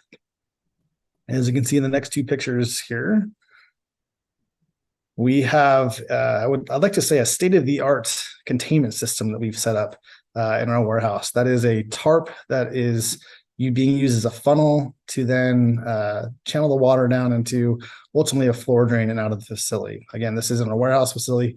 Above that warehouse is that green roof that's been leaking for quite some time. And then the picture on the right is a space above one of the admin desks where the roof is leaking through the electrical fixture. And then we are shedding the water out through the window out onto that green roof, which then, ironically enough, ultimately leaks into the warehouse below. I'm not making this up, I promise you. The building also suffers some pretty significant heating and cooling challenges. There is no cooling on the lower level. Again, this building was constructed in the early 80s, has very, very minimal insulation value. It's a cinder block building. There is no cooling down there. So a couple of years ago during the heat dome event, it was very, very, very, very hot in that facility. The HVAC system on the upper level is also at the end of its useful life. There's lack of adequate ventilation to address vehicle exhaust. As I mentioned before, the mechanic shop sits right between the utility room and the parks maintenance room. So oftentimes when a mechanic is doing some welding or working on equipment, starting up vehicles, that exhaust doesn't get properly ventilated to the outside of the facility. Oftentimes it creates a number of fumes and can be problematic for our teams inside that space because it's not adequately ventilated. Again, the exterior walls are concrete block with little to no insulation value. We have your typical aluminum frame windows that, as you can see in the picture below, the seals are starting to break and need to be replaced as well. Our electrical service, it functions, but it's prone to tripping. It's at its max capacity. It's a frequent issue for us to have to reset circuits. So before any electrical or HVAC upgrades can be done in this facility, an electrical panel and upgrade is going to be required for this facility.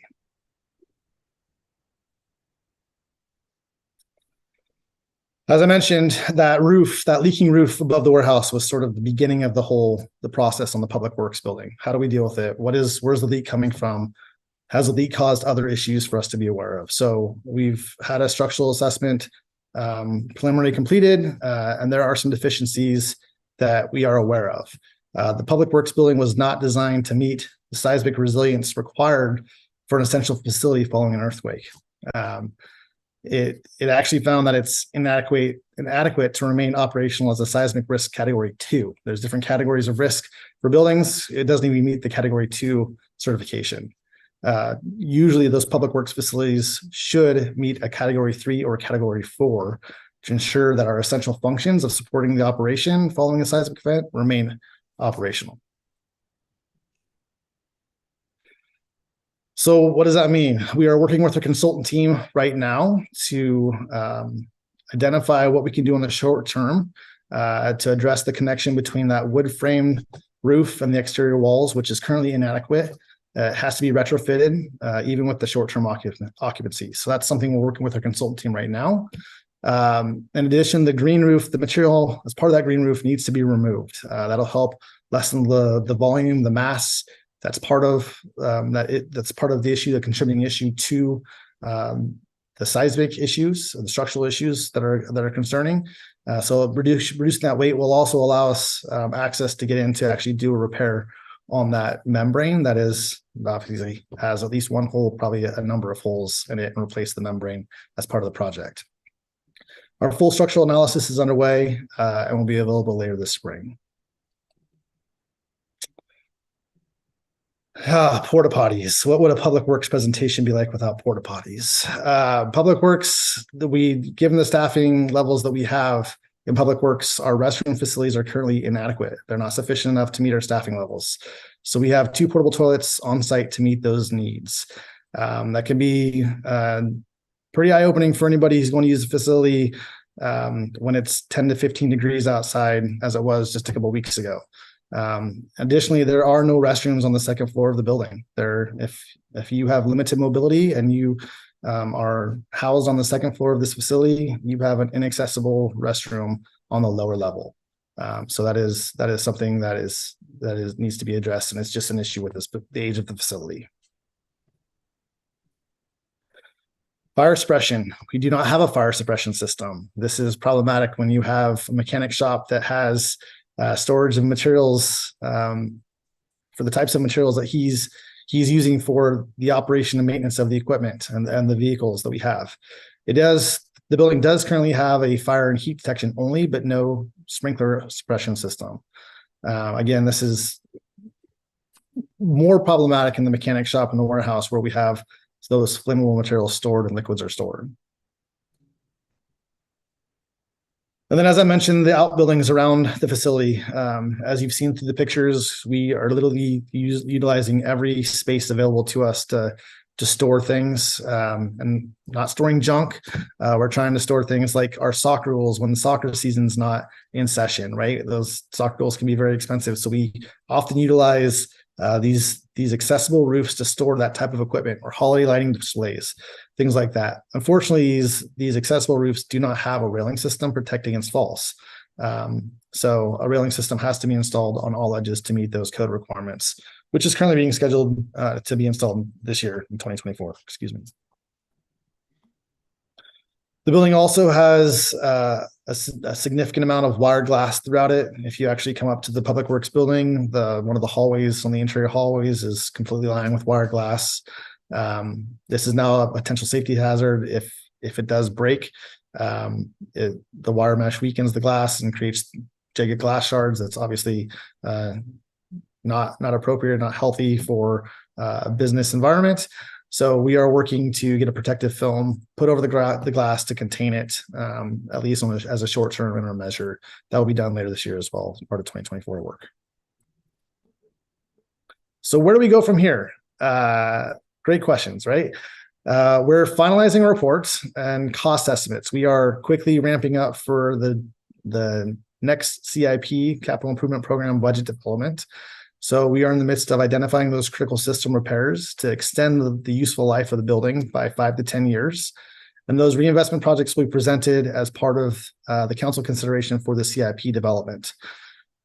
We anticipate discussing a number of these replacement strategies and some of these projects I'm anticipating at the March 1st planning session.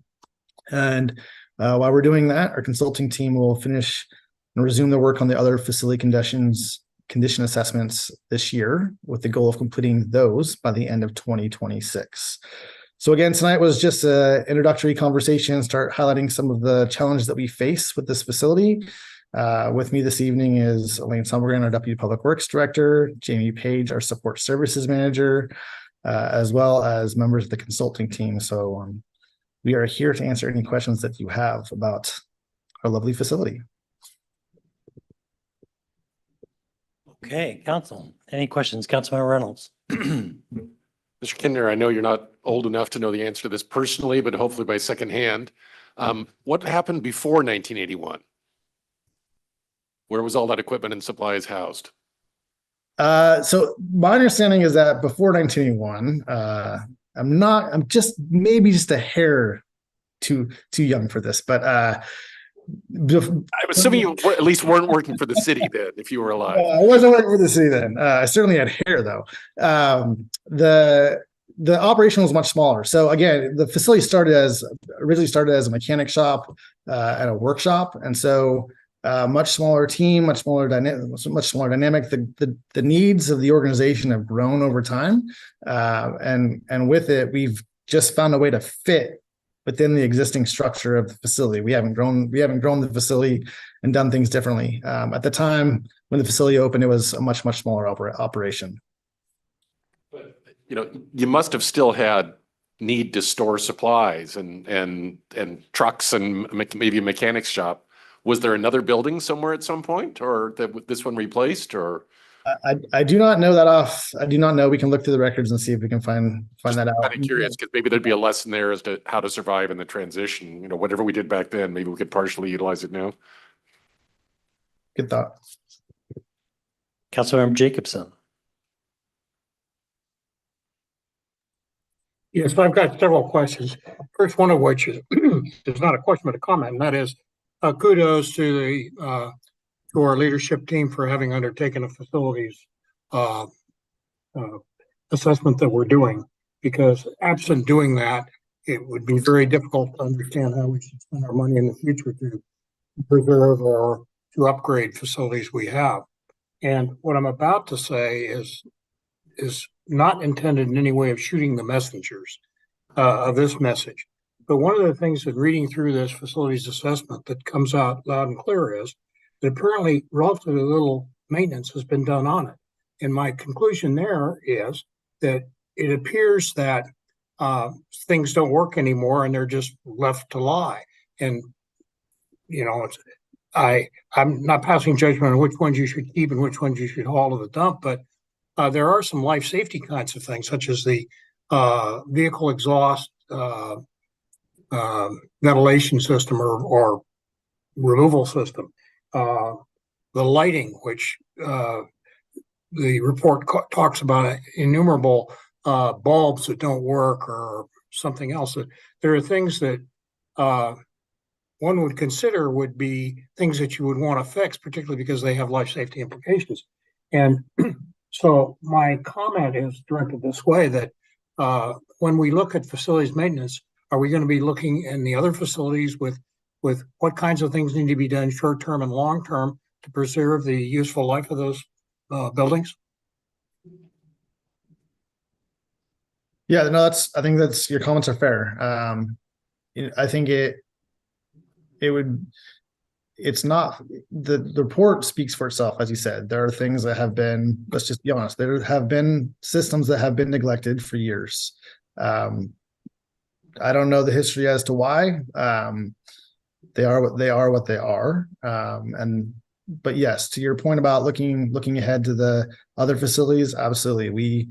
We are looking at what reinvestments should be done to prolong the life of those facilities. That is definitely important. I see Jesse's also popped up, but to your point, there are systems that have been neglected and they need to be replaced. And we have run systems to the point of failure. Yes. Sorry, wrong microphone. Too many gadgets. Councilmember Jacobson, I appreciate your comment. I don't have a lot of history on the building maintenance program at the city over the last couple of decades. We reached a point, and I appreciate the council's leadership on this. You know, we talked in 2022 about needing to dive into the building situation, because it's not just City Hall and the Public Works building. We also have aging facility at the Luther Burbank Administrative Building. The Annex Building, which is behind the community center, is at the end of its useful life. The thrift shop has, similar aging facilities problems. And my hope is we will continue to prioritize the Public Works Building and City Hall while the teams are working behind the scenes to complete the comprehensive assessments on those buildings I just mentioned. One of my concerns is we have a lot of work, and to your point, we are maintaining the systems we have, but we are at a point with multiple buildings where we have systems at the end of their useful life. I mean, the HVAC systems across all the buildings I just named are failing.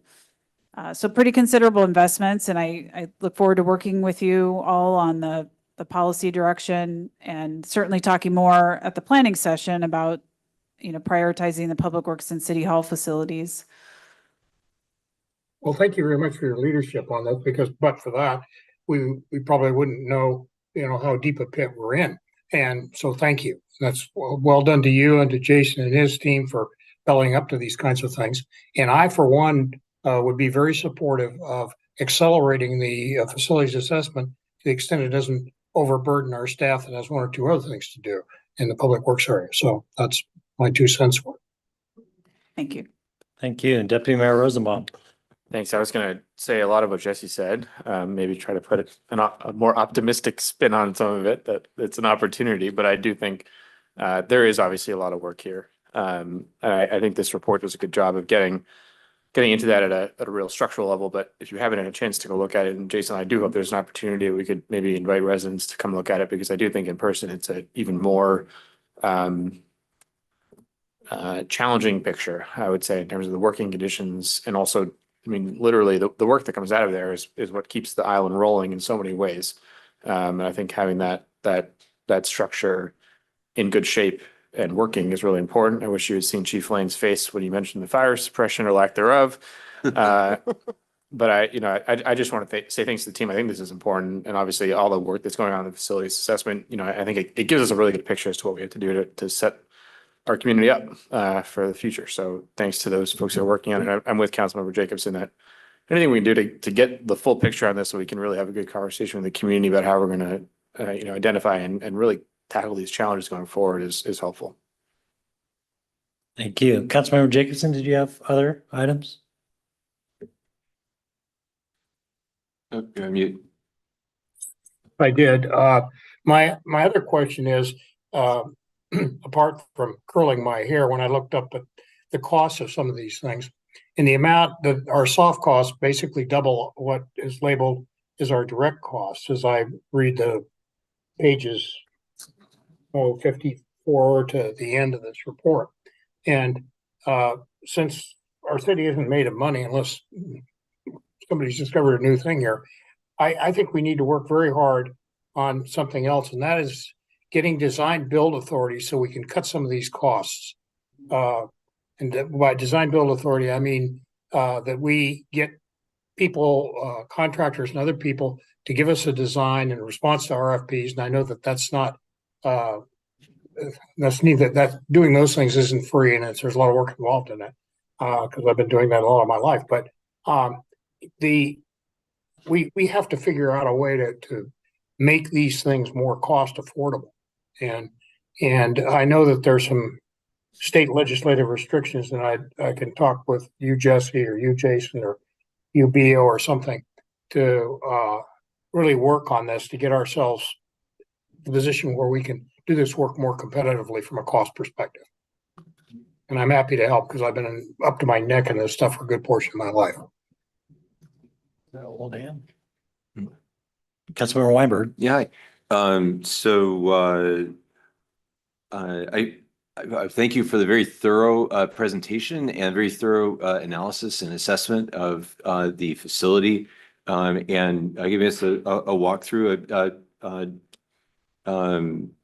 Director Kittner and I have exchanged a few emails about some of the details of the work that's going on.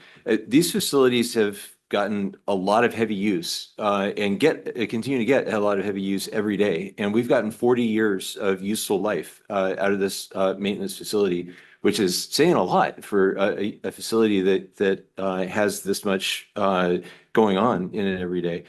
And this is how we keep our water flowing and our sewers clean and our parks clean and our streets smooth and how we keep our public works working.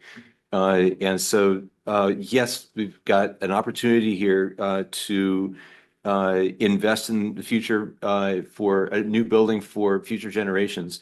But I want to make sure that even though we're looking at pictures of a very old building, this is a success story. This is how we've kept the city going for decades here. And I also want to point out that some of the things that are the most crucial, like Director Kittner had mentioned the guardrails on the roof and the wire glass and the seismic retrofit of the second floor wall. That's already moving forward, right? That's not something that is waiting for the council to put together a plan or to authorize. There's already working with job order contractors to complete that. So where there are the most imminent life safety things, there's progress being made forward, as should be, because that's important to keep our workers safe. So thank you again for the very thorough report and looking forward to helping to design something for the future. Okay, Council, any other questions? Not seeing any. I will build on what Councilmember Weinberg said, and I view this as a success story, like I view 11 after I've taken every bit of juice out of it. This building is the end of life, and I feel that we find ourselves in a predicament where we're trying to understand what our needs are, for 20 years, 50 years into the future, and come up with a facilities plan and set of requirements that match the need. and pay homage at least to those that are working out of that building. So to all of you working in there, we appreciate what you've done, what you put up with, and it wouldn't take much to provide a better outcome. And that's our job, is to provide a permanent and better and commensurate facility for the good work that you guys do. So with that, we'll move to other business and planning schedule, and we welcome City Manager Jesse Bond. Thank you. I did want to correct a misstatement I made during my council report. I mentioned that the Chinese New Year event was on Saturday, moving a little too fast. It's actually on Sunday, this Sunday at 10 o'clock here at the community center. So sorry for that. Looking ahead, council, I think I've already covered most of what we needed to cover, but a reminder again that we do have a March 1st planning session. That is a Friday. I am trying to keep the agenda on March 5th just a little bit lighter since we'll be going back to back. And that's all I have, Mr. Mayor. Very good. Council, are there any upcoming absences to report? No. If there are none, may I have a motion to excuse Councilmember Weicker, who is at the AWC board meeting? So moved. Okay, it was moved by Councilmember Anderall, seconded by Councilmember Weinberg. City Clerk, please call the roll. Thank you, Mr. Mayor. Councilmember Weinberg, Aye. Mayor Neese, Aye. Councilmember Jacobson, Aye. Deputy Mayor Rosenbaum, Aye.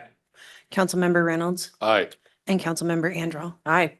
Thank you, Mr. All Mayor. right, absence is excused. We'll move to Councilmember reports. Deputy Mayor Rosenbaum, anything to report? I'm looking forward to seeing everyone in 11 hours or so back here.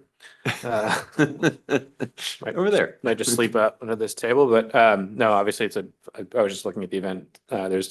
Seems like there are tables every year, which I think is an incredible testament to the community support for each other through YFS. So see everyone in the morning. Here, here.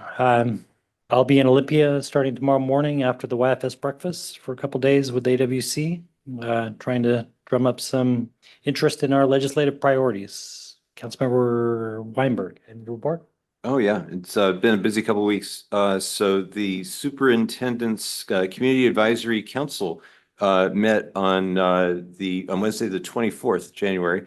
And there are many topics discussed, including belonging and attracting new families to the island and retaining them, school districts, evolving enrollment size and demographics, the planned doubling of the district's EV school buses from 2 to 4, and the need for state funding to help with the charging infrastructure, which we can help.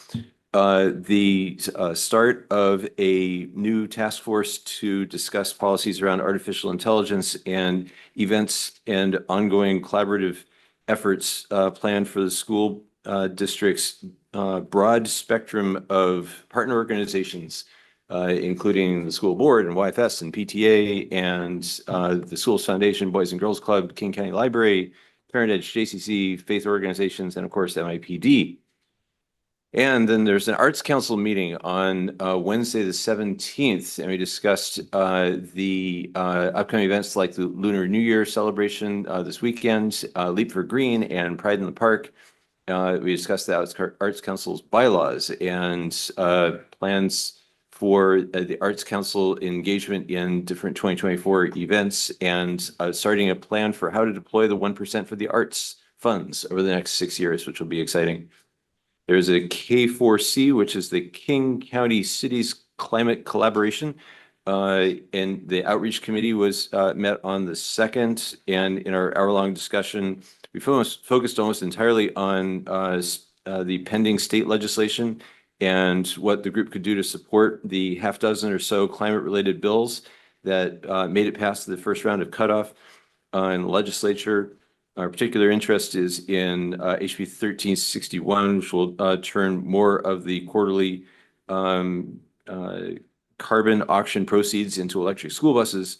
1589, where PSC the utility will be decarbonizing and establishing a glide path towards eventual exit from being a natural gas provider. And in HB 2049, which gives paper product providers a financial incentive to be more recyclable. And amidst the discussion, new legislation, we also learned that the Commerce Department has awarded 85 million in its first round of EV charging projects in King County. And in our planning session on March 1st, we should discuss getting the joint Mercer Island City and School District's EV charging facility considered for their second round of funding, which will be coming in the future. Couple final notes. My next monthly open lunch is 12 p.m. This Saturday at Sushi Joa. All people are welcome as long as they pay their respects to the chef and ordering some food and beverage. And on finally, on the 27th of January, with a group of Rotarians, built my 5th tiny home at the Hope Factory in Seattle. It's going to be deployed in one of the 5 new tiny home village sites that are planned in the region, mostly Seattle, over the coming year. And through that home's doorway, 3 people are going to pass each year with the help of the county-funded full-time staff, and will pass from homelessness into emergency housing, and from there on to permanent housing, education, and employment. And there are 650 such doorways that have been built over the past few years. Anyone wishing to help roll up their sleeves is something we do on the 4th Saturday of each month.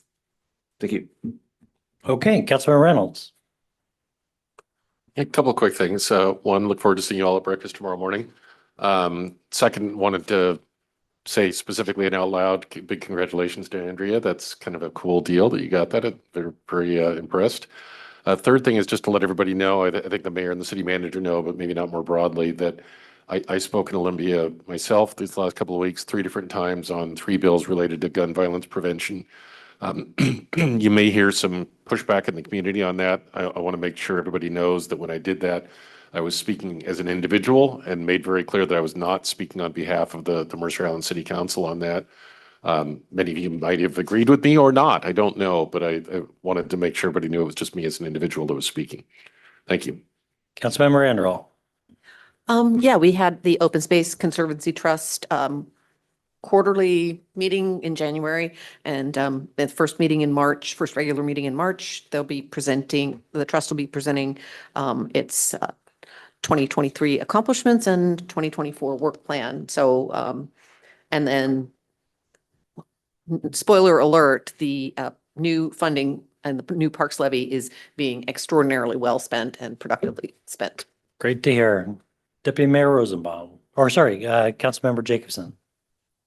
Yes, first, my apologies for not being able to attend tomorrow's festivities at the community center.